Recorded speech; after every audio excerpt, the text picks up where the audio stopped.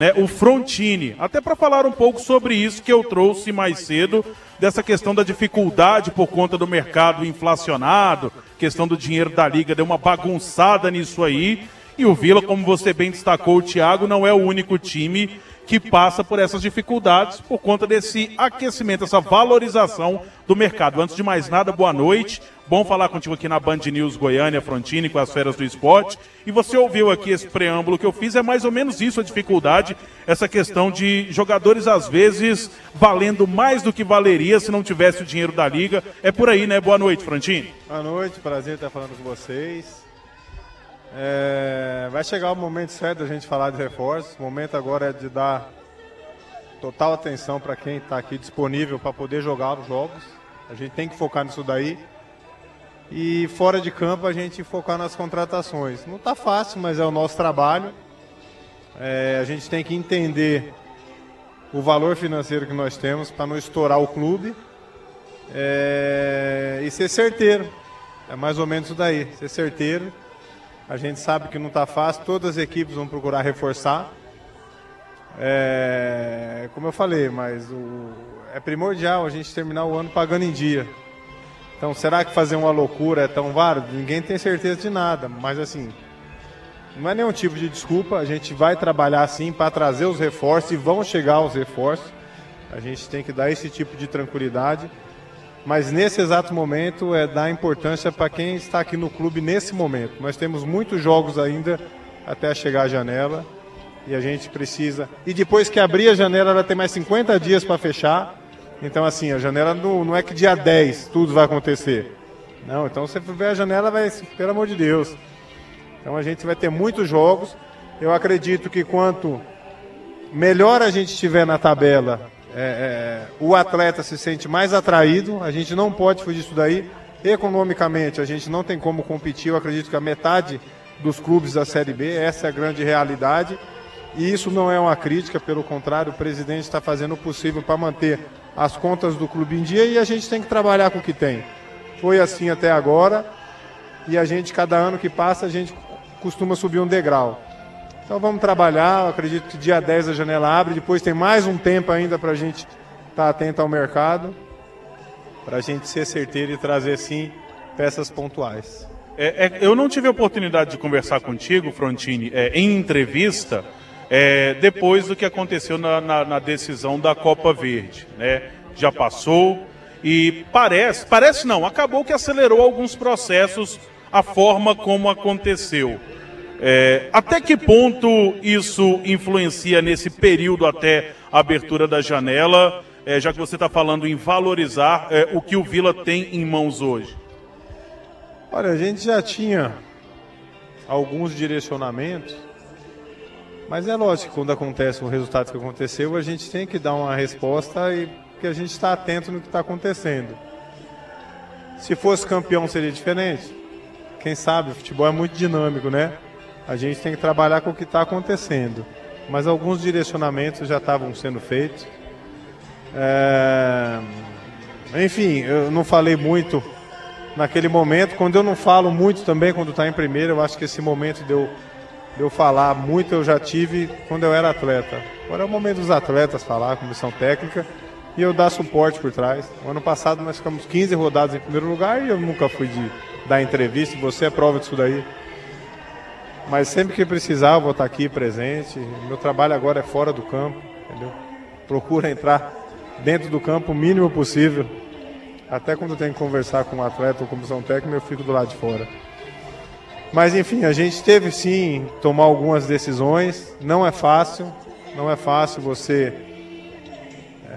A mudança não é fácil, né? A gente tem que entender do outro lado, está um ser humano que é pai de família, que tem filho no colégio. Então a gente tem que ter todo o respeito e todo o jeito de fazer, até para não onerar o clube.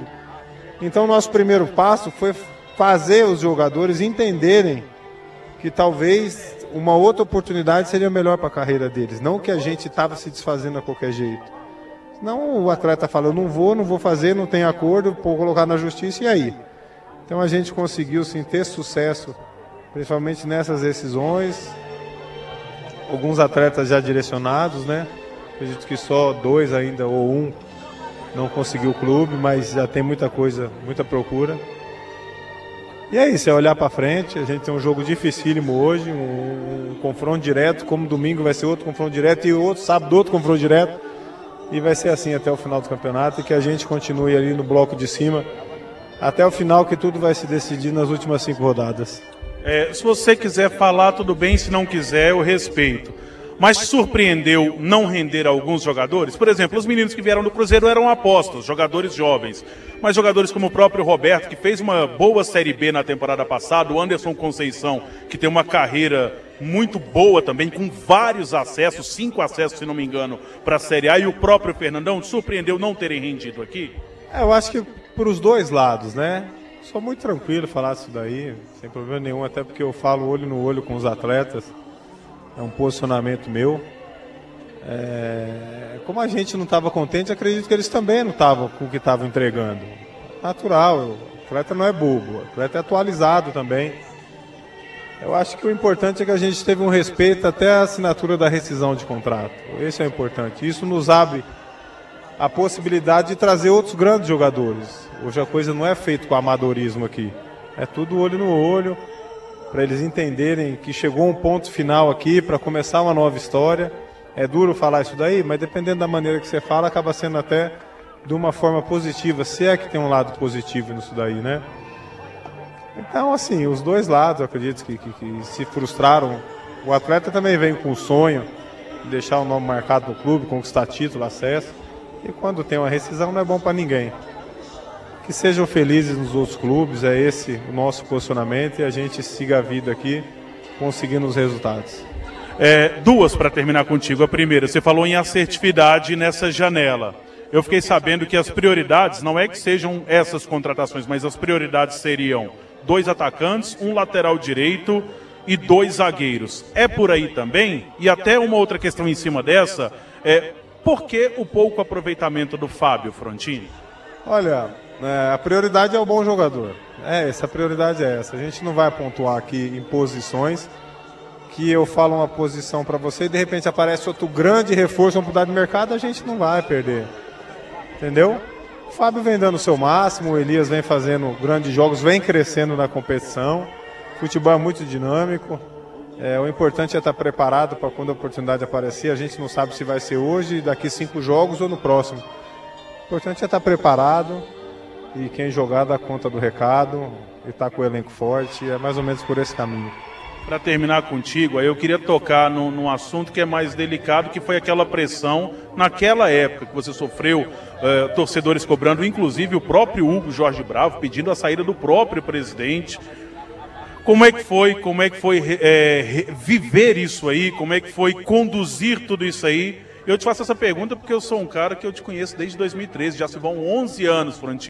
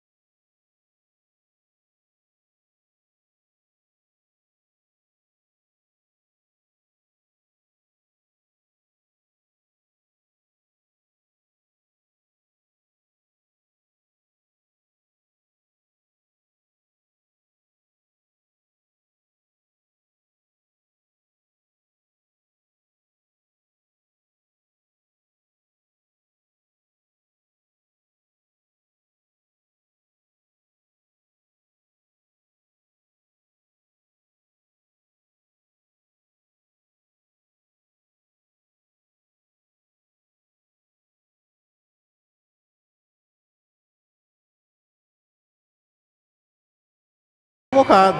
E aí tem um retardado que fala que o de 15 às vezes joga por causa de mim. Fala, então eu gosto de um, não gosto de outro, porque o outro nem é convocado. E tá lá se esforçando todo dia. Terceiro, 4 goleiros e apoiando os companheiros. Então assim, são coisas que a gente vai ouvindo e a gente tem que se fingir de surdo. Aqui não é um desabafo, né? Não, tô falando que acontece esse dia a dia, como você vê que passa muito só do departamento profissional. Mas quanto a isso eu também sou bem tranquilo, tenho maturidade. E é o que eu falo para os pais também, os pais e hoje tem a profissão de pai de jogador de futebol de base, né? Meu filho, vai trabalhar, vai levar comida para sua casa, porque o que o seu filho ganhar é dele.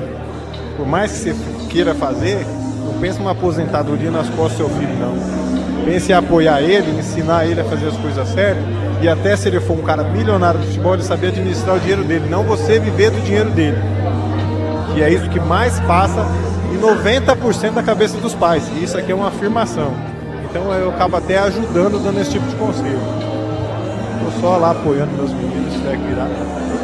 Agora assim, se virar um Neymar ou um Rodrigo, eu acho que também dá pra eu... Prontinho. Dá pra eu ficar ali do lado também. Acho que talvez muitos pensam isso, né? Não, é só brincando aqui com vocês. Mas vamos lá, que a gente faça uma boa Série B aí. Que a gente continue contando com o apoio aí de quem está junto a gente e a gente consiga reverter a opinião de alguns. É esse o posicionamento. Obrigado e bom jogo, pronto. Valeu, boa tarde, abraço. Valeu, obrigado, gestor de futebol do Vila, Carlos Esteban Frontini, ao vivo conosco aqui na Band News Goiânia. Thiago. Sim, gigante, ótima entrevista de Paulo Bassadi com o Frontini, Carlos Esteban Frontini, ele que é o diretor de futebol da equipe do Vila Nova, entrevista exclusiva ao microfone da Band News. Essa é a diferença do grande repórter, né? Às vezes o mesmo personagem da entrevista para 10, 12 pessoas, mas o Bassadi arrancou coisas do Frontini